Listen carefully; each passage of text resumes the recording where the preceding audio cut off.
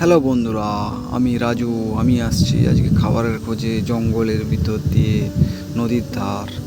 কিন্তু এইখানটায় প্রচুর মানুষ থাকে, তাই আমাকে যেতে হচ্ছে লুকিয়ে লুকিয়ে। এর ভিতর দিয়ে আমি যদি যাই, আমাকে কেউ দেখতে আশা করি পাবেনি, কিন্তু এটা তো নদী ধার, এখানে কোনো ভরসা নেই। এর ভিতর দিয়ে যাই, এই তো এই জায়গাটা কিছু আছে মনে হচ্ছে। কি আছে এখানে? তেমন তো কিছু পাচ্ছি না খুঁজে।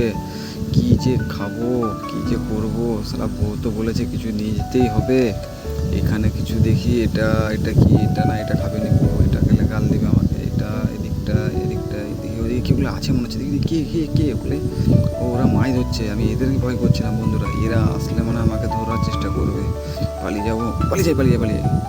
তারপরে না না, না গেলে বউ আবার আমাকে ধরে মারবে। কিছু তো আমাকে এখানে কিনতে নিতেই হবে। কি করি? এখানে দেখি, এদিকটায় দেখি, সাহস দেখাই। আয়, কে আছিস আয়, এদিকে আয়। না না, ঠিক আছে, বেশি সাহস দেখানো ভালো নয়। খাবার খুঁজি।